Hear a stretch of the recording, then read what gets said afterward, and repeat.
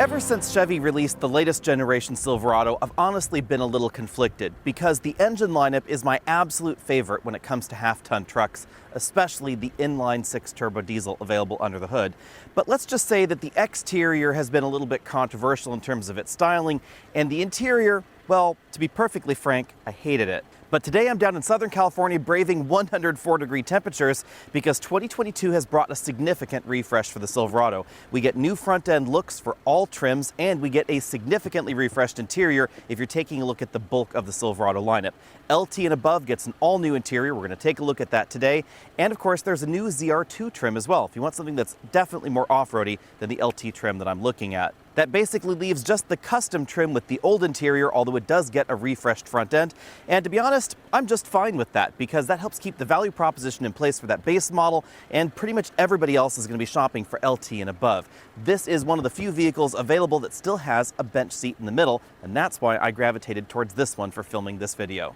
I'll apologize in advance for leaving the truck running, but I did that for two reasons. One, so you can hear how quiet the new 2.7-liter turbo is, and second, because this is a black truck, and again, it's over 100 degrees out here, so the inside is going to get very toasty if I turn off the truck. We have LED headlights up front and a slightly different headlight design than we had before, but this is still definitely identifiable as a Silverado. The grille definitely changes based on the trim level that you get. Some models have Chevy spelled out right large across the front. This one has the Chevy logo instead, and of course there's the flow tie on the off-road version. This one does have tow hooks right down there bottom, lots of metal bumper pieces just as you'd expect in a modern truck, and lots of chrome as well. As with the Sierra, the F-150, and the Ram 1500, the Silverado 1500 is available in a variety of different combinations of bed and cab arrangements. Right now I'm taking a look at an LT trim with the short bed and the big cab. If you're still not the biggest fan of the way the Silverado looks, don't worry, the Sierra is getting a refresh for 2022 as well. It's also getting a new interior and the same basic mechanical tweaks under the hood also. That video is coming up soon. I'm going to be driving it about 2 weeks after I'm driving this Silverado. Down here at the bottom of the metal bumper, we have the 2-inch receiver. That's a nice touch. 4-pin and 7-pin wiring harness connections there, and there are a ton of additional trailering options available in the Silverado. This one doesn't have the Trick Multi-Pro tailgate that we're starting to see work across other trucks in the GM lineup, but we do have well-integrated side steps.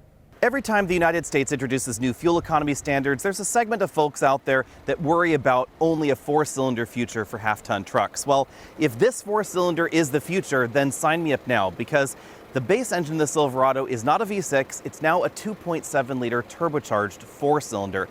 This engine produces 310 horsepower and a whopping 430 pound-feet of torque. That's a significant torque bump over last year when it produced 348 pound-feet. This engine features direct injection and cylinder deactivation in order to improve emissions, performance, and of course, yes, fuel economy. For 2022, GM didn't simply dial up the software or tweak the turbo, they actually changed internals of the engine in order to improve the durability when upgrading the torque to 430 pound-feet. That is more torque than you'll find in the optional 5.3-liter V8. That tops out at 383 pound-feet and 355 horsepower. There's also still a 6.2-liter naturally aspirated V8 that's good for 420 horsepower and 460 pound-feet of torque. The other really interesting engine under the Silverado is the optional 3-liter inline 6 turbo diesel, the only inline 6 in this segment. If you want an inline 6 diesel and you don't want a half-ton truck, you're going to have to get a Ram 2500 or 3500 with the Cummins. Those are going to be significantly more expensive, but depending on exactly what you're doing, not necessarily better for your use case. The diesel that's going to be available under this hood produces 277 horsepower and 460 pound-feet of torque, and it's mated to the same 10-speed automatic transmission that the 5.3 and 6.2-liter engines are mated to. One odd twist, the 2.7-liter engine, it's only mated to an 8-speed. If you're interested in high fuel economy, you're going to want the diesel. That's going to get you up to 26 miles per gallon if you choose rear-wheel drive and the right trim. Interestingly, the 2.7-liter turbo doesn't actually beat most of the competition when it comes to fuel economy. The best combined number on that engine is going to be 20 mpg. The best combined number on the 5.3 is 18, and the 6.2, that ranges between 14 and 17 mpg, depending on the trim and the options that you select. When it comes to towing capacity, there are a ton of variables in play. The cab and the bed configuration you choose, whether you choose four-wheel drive or two-wheel drive, additional options, and of course the trim level. But the baseline towing figures for the 2.7-liter turbo range from 8,900 pounds up to 9,500 pounds, depending on the trim level. That is a very slight reduction over 2021. If you get the 5.3-liter V8, that bumps up to 9,200 pounds base, 11,200 pounds max. The 6.2-liter V8 and the diesel now have identical towing capabilities, ranging from 8,900 pounds up to 13,300 pounds. I'm really happy to see the bump in the diesel towing capability because this is honestly the best diesel in the half-ton segment. This is the only diesel in the half-ton segment designed from the ground up to be a pickup truck diesel, and it's really obvious in the design, not just the inline-six layout, but the fact that it's the only one with an exhaust brake, and that really improves towing ability going downhill on steeper grades. You don't get much engine braking at all in the Ram 1500 diesel, and you didn't back when Ford offered the F-150 in a diesel format. This, on the other hand, has about the same kind of engine braking capability with that diesel engine as you get with the 6.2-liter V8. So it's really easy to keep a heavy trailer under control on those longer downhill grades without worrying about your front brakes, as you definitely have to in the Ram 1500. The biggest change for the Silverado happens on the inside, so let's take a look at that now. Although it's worth noting that the seats remain the same, there are some subtle fabric tweaks. This is the LT trim, so we have a unique fabric design here, sort of a diamond-shaped pattern on that bulk of the seat back and seat bottom cushion, and then it's actually three different fabrics here. So there's a slightly different fabric for the bolsters and then the rest of the seat, including the back. We still have height adjustable shoulder belts for the driver and front passenger. This model does not have a moonroof. You can see we have plenty of headroom going on there. I was really happy that the interior upgrade included the LT trim, which is what we're taking a look at because that includes this 6-seat model.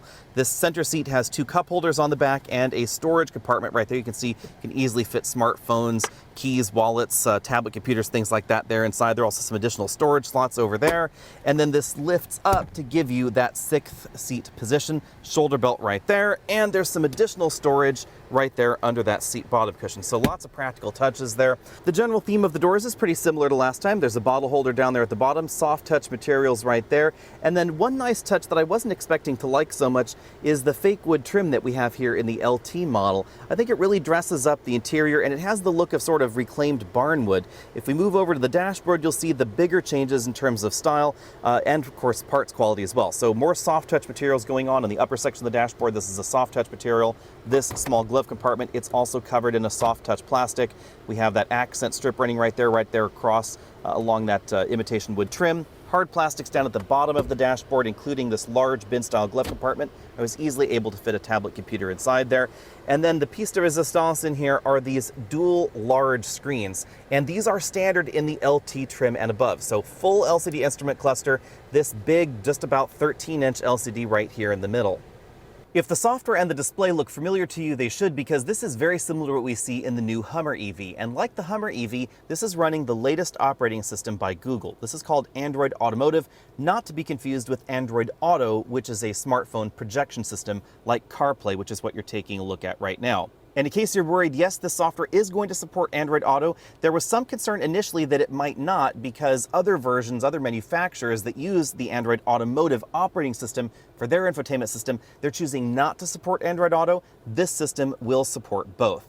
There are logically some differences between this and the same software in the Hummer EV. This is a little bit less focused on off-road ability. We'll be able to take a look at the one in the ZR2 a little bit later this week, so stay tuned for a video on that. As you'd expect out of a Google software product, this supports Google Mapping and it supports the entire display. You can minimize it or maximize it by clicking on that little button right there. And pretty much everything that you're used to in Google's mapping interface is found here. It's really snappy, it's really quick. The data is live for traffic. It's going to take that into account while it's routing you.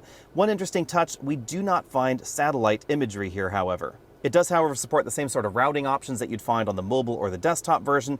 And of course, you have the option for offline maps as well. So you can choose the auto downloaded maps that we don't have to worry about offline navigation if you're in an area with poor cell signal. There's a typical Bluetooth interface as well. There's also a USB interface for things and of course Apple CarPlay. When you're in CarPlay, you can also have the album art and track forward, backward, and play displayed over there on the right side. So if you prefer to use Apple Maps, for instance, for your mapping or Waze or Google, things like that, you can have that going on over here and then have that on the other side. As you'd expect, there's also an integrated Google Assistant, so we can do things like set the climate control to 71 degrees. All right, And of course, it sets that to 71 degrees. Let's go ahead and turn the fan down here so that way you can still hear me. You can also navigate to destinations, things like that. Navigate me to San Jose. And the system supports natural language commands as well, so you don't have to be overly specific about things. It knows that we're in California, so it's going to take me to the closest San Jose. It's not going to try to take me to San Jose, Mexico, or anything like that. The only major difference in the operation of this mapping interface versus the one we find in the Hummer is this is not going to take you to charging stations, obviously, because it knows you don't have to, but it will guide you to things like gas stations if you need to. And that's simply just another button click away. Take me to a gas station. There's Shell 19 minutes away. And of course, as you'd expect with Google, it's going to give you the rating there for the various Shell stations, things like that. And then you can click on the particular option. You'll see that it actually gives you the price as well for gasoline. So $5.98 right down here in Thousand Palms. Under the trailer option, this vehicle does not have all of the advanced trailering features that you can get in a Silverado, but it does have the trailer light test, which is kind of a handy feature. One really nice thing that we find in Silverados, and one of the reasons that it's my favorite half-ton truck if you're actually towing regularly, is the wide variety of different trailering features, including various camera views, camera inputs from the trailer, invisible trailer displays, etc. All of that is really handy, and a lot of the features can also be accessed via the Automotive Connected app on your smartphone, so you can do things like the trailer light test out of your vehicle if you select the right option packages. Continuing down the dashboard, we find a power and volume knob for that infotainment system, a physical home button if you don't want to use the one on the screen. We then have a button bank. There's one blank over there in this vehicle, lane keeping assistance, auto start, stop, tailgate lower, hazard light button, and then stability and traction control. There's also a big button blank over here because the buttons will obviously change based on the trim level and the options that you're selecting on the Silverado. Below that, we have the same sort of dual zone automatic climate controls that we find in the model with the 5-seat layout. Engine start, stop button here, heated seat controls, rotary knobs for the temperature there for either side, USB inputs there for the infotainment system, a regular one and a USB-C. But obviously the location does change a little bit if you get the model with the center console. Since this one doesn't have one, we just have that carpeted hump. If the big LCD in the center console wasn't enough, we also get a standard just over 12-inch LCD instrument cluster, again in every trim LT and above. So really just the custom trim and the work truck versions that are being sold to fleets will not have the display you're taking a look at here. As we have seen in other GM vehicles with full LCD clusters before, this display is highly configurable. So you get your pretty typical layouts here, things like trip computer readouts, transmission temperature, etc., readouts from the infotainment system there, navigation turn-by-turn directions, including turn-by-turn directions pulled from smartphones that are integrated into the system. We then can change options on the left side or the right side of the display. So for instance, there on the left side, you can choose the compass, time temperature, tire pressure, fuel economy, transmission temperature, etc., those sorts of things, or you can just choose nothing. You can also, on the right side of the cluster, choose between a few different things. So some of these are the same and some of them are slightly different. So fuel economy, average there, things like that. Again, you can also have that blank. The lower portion of the gauge cluster can also be configured. This has the most number of gauges displayed. You can see it's 4. So we have oil pressure on the right, engine temperature on the left, fuel in the middle, and then the voltage gauge between. We can also go for a medium view with just 2 little displays there, and then one with just the fuel level. Once you've chosen the info you want displayed in each panel, you can then choose the display layout. So you can go for that more progressive look there. They call it for a classic rounded gauge look like that. You can also go for one that is just digital. So you can see that look has really nice animations. And they've done a really good job transitioning from look to look. In the clean look, this menu will eventually fade out, and then you're left with just the digital speedometer in the middle. If you want to interact with anything or change the display look, you have to move the scroll wheel on the steering wheel. Then basically you can just change the display out to whatever you want, and then you'll get the previous layout there with the animations that you saw before. The steering wheel is still a round 4-spoke design. You'll find the infotainment controls on the back of the steering wheel, volume up, down over here on the right, track forward, backward over there on the left. Buttons to control the LCD instrument cluster are on the right side, and buttons for the cruise control system are over here on the left side, along with the heated steering wheel button. If you get Super Cruise, which is now available on the Silverado, it'll be indicated by the light bar right there on the top of the steering wheel.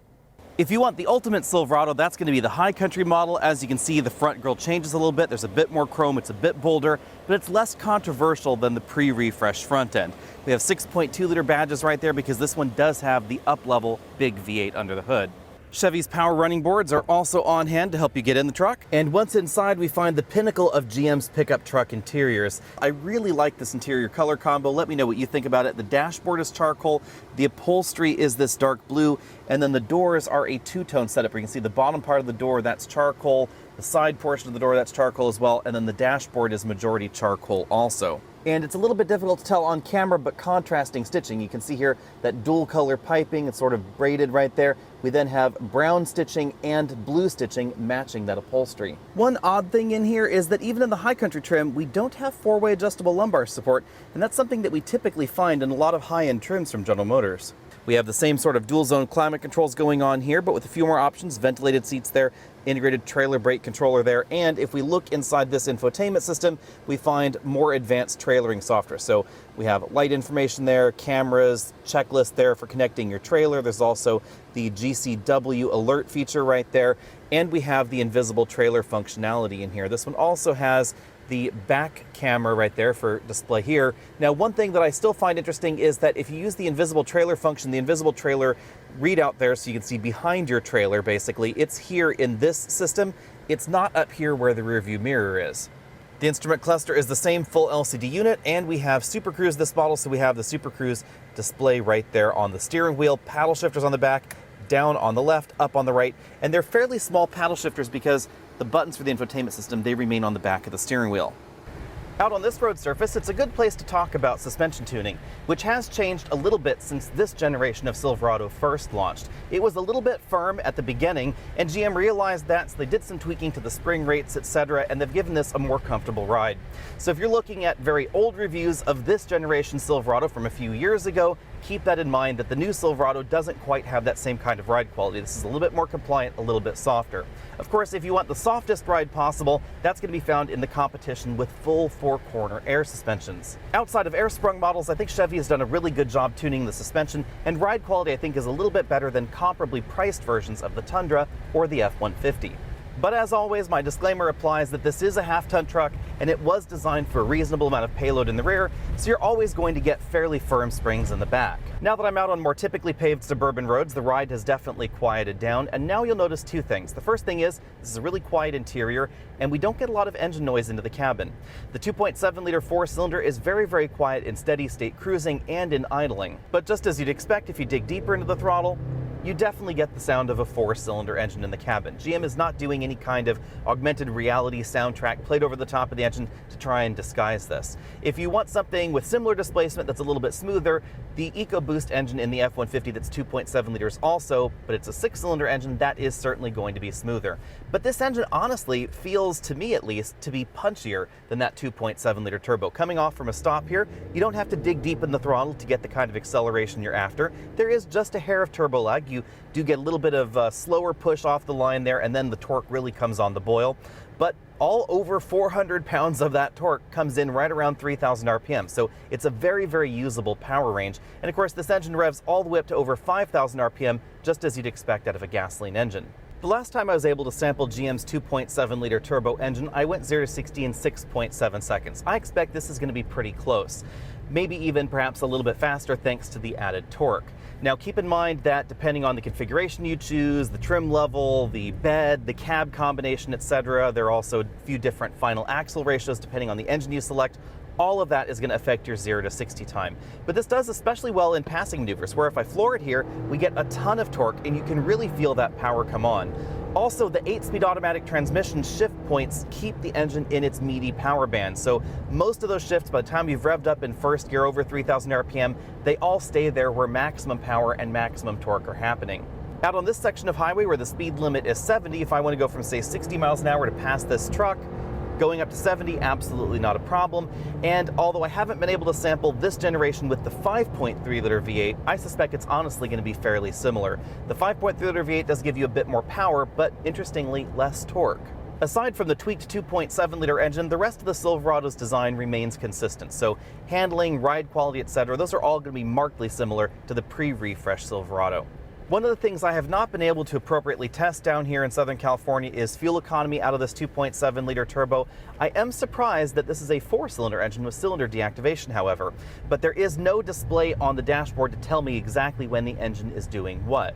On the other hand, I was able to spend some time down here near Palm Springs in steady state highway driving at 70 miles an hour. I was averaging around 26 mpg, and this model is four-wheel drive equipped. So that's a pretty decent number. If you're looking for something that is likely to deliver better real-world fuel economy than the EPA numbers might otherwise suggest, especially if you're doing a lot of highway driving, then GM's V8s and this four-cylinder engine appear to be excellent. The 5.3-liter V8 in steady state highway driving also seems to punch above its weight.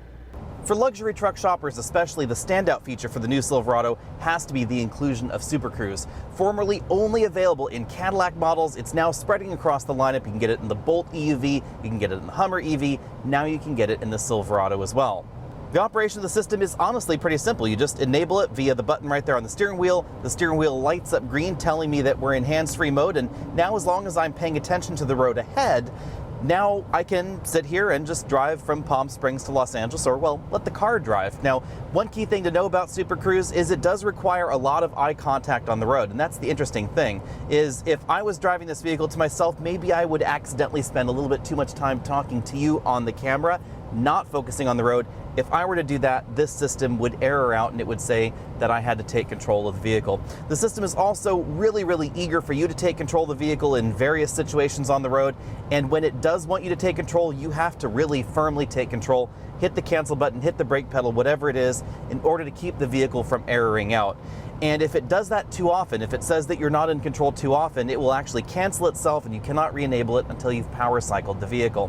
One really handy feature is this does the auto lane change feature, so it has automatically detected that the vehicle in front of me was going a little bit too slow. It's moved over to the left-hand lane here, and then it's going to go ahead and move back after I've passed the vehicle. It does all the turn signals for you. It decides on the lane change maneuver, etc. See, any moment now it's actually going to head back. Now, for 2022, this is not the only pickup truck in America that offers hands-free driving. You will find hands-free driving in the F-150 with their Blue Cruise system, but honestly, Blue Cruise needs a little bit more time in the oven. If I wanted to indicate another lane change, I can also just turn on the turn signal. The vehicle will then find that lane change opening for me and it will automatically do that. Or you can just let the system decide what lane it wants you to be in. Now, about Blue Cruise and needing more time in the oven, the system does okay in terms of lane centering, but there are definitely a few deficiencies versus Blue Cruise. I'm going to go ahead and exit the freeway now, so I've just taken control. You can see that we have that indicator right there on the top of the steering wheel. It was flashing red. That lets you know that you need to take control or you have taken control. And that's one of the big deficiencies with Blue Cruise. It's not really good about telling you when it's on and when it's off. If you're paying attention to the roadway ahead and the little tiny icon there in the instrument cluster changes color, it's really difficult to tell what's going on. This is right up front, it's right on the steering wheel, it blinks at you so you can really tell what's going on. The other problem with Blue Cruise, not as many roadways are mapped, and the roadways do have to be mapped by Ford and by General Motors for these competitive systems to function. Super Cruise also seems to handle a variety of different driving situations a little bit more naturally than Blue Cruise, like traffic merging in front of you, traffic situations where maybe the lane lines aren't as clear as they might be for a system like Blue Cruise to pick up. Super Cruise does a better job of handling those situations. It also feels more natural out on the road because if there's a large semi next to you, it will try and move over a little bit in your lane just as you would, whereas Blue Cruise really tries to keep you just in the center. And according to Chevy, this system was also designed with trailering and trailering stability in mind. So if you do have a trailer and you're interested in using a feature like this on those really long interstate journeys, this might be an excellent option. One thing to note, however, is that unlike something like the Lexus Teammate system, this is not navigation aware, so I do have a navigation destination programmed in there. It's decided to auto lane change for me to the left, and I probably wouldn't have done that if I were driving because my next exit is just 1.5 miles up the road. And of course, now it's decided it wants to lane change yet again to the lane to the left of me. Again, keeping in mind that my exit is now only 1.3 miles away, I think I'm going to end up taking the next exit. Although there's still a few questions about future availability of Super Cruise due to the chip shortage around the world. If it's available in a vehicle that you're shopping for from Chevy or from GMC or from Cadillac, I would say you should definitely check that option box. This is one of the few new technologies that I'm really stoked about because it works so well. And again, the Ford system, it's a little half-baked. We're still waiting from one from the Chrysler group of companies. It's supposed to be happening a little bit later this year or early next year. It's likely going to start in the Jeep lineup, and then maybe Ram will have it at some point in the future. And it doesn't appear that Toyota is being terribly aggressive at deploying this kind of technology in their full-size trucks. Be sure and let me know 22 Silverado down there in the comment section. Hit that subscribe button if you haven't already done so, because hopefully I will have one of these at home to do my complete battery of comparisons and tests with just as soon as possible. And I really hope Chevy can send me a 2.7 liter turbo model, because this is the engine I'm really intrigued by. It now has massive torque. Over 400 pound-feet of torque out of a 2.7 liter turbocharged engine is definitely good for towing, for hauling, and for daily driving. Real-world fuel economy in this engine appears to be excellent. It certainly was the last time I drove one, and I'm a little bit more interested in this 2.7 liter turbo than the base engines that we find in the F-150 or the Ram 1500. And this is going to be a lot less expensive than the base twin-turbo V6 that we find in the new Toyota Tundra. I have to say I had my doubts because the pre-refresh interior was really not my cup of tea, but Chevy has knocked it out of the park with this new interior and the new software. The fact that that LCD instrument cluster and the big LCD infotainment system are standard on all the main trims of the Silverado is a big win, including the base versions of the LT trim. You are going to find some slightly snazzier bits inside the High Country, but to be honest, the difference in interior refinement is not a huge leap from LT up to High Country, and that means that the LT is very, very good. This has gone from what I would say is one of the worst interiors in the half-ton segment. I think that Toyota was really giving them a run for the money on the worst interior part there before its redesign, but it has now become what I think is the best interior. There are a few parts of this interior that design-wise I like a little bit better in the Ram 1500 than in the Chevy Silverado, but when it comes to parts quality, infotainment features, screen size, software functionality, etc., this has basically everybody else beat. That would include, I would say, the new F-150 Lightning with its big LCD screen in the dashboard, because it's still running basically an older version of Ford software. The transitions aren't as snazzy as this. It doesn't have the Google Assistant built in. You can also add Amazon Alexa to the system if you'd rather have a different digital assistant. This software package is much, much better, I think, in terms of its integration, feature set, and just the presence that it has in the vehicle versus what we find in the competition. If I were shopping for a half-ton truck today in America, the Silverado would certainly be towards the top of my shopping list. I would actually put it at number 2, however, behind the GMC Sierra, because I do like the Sierra's design on the outside a little bit better, and it gets a lot of the same interior tweaks for 2022 as the Silverado does. But that's a great place for GM to be in, because whether you want the Chevy one or the GMC one, General Motors made them both. And I think both of these really have an edge over the competition when it comes to practical features like trailering ability, the trailer functionality, and the trailer software that we get in the General Motors lineup. Let me know what you think about all that down there in the comment section below. And of course, keep in mind, this 2.7 liter engine is definitely going to be better at towing and hauling than the base 3.6 liter engine that we find in the Ram 1500 and the base naturally aspirated engine that you technically can still get in the F-150. And if you're looking for diesel towing in this segment, I think hands down the win has to go to the Sierra and the Silverado, because this engine is simply better than the diesel V6 that we find in the Ram 1500. Let me know what you think about all that down there. Find me over at facebook.com, Instagram, all those other social places. I'll see all of you next week.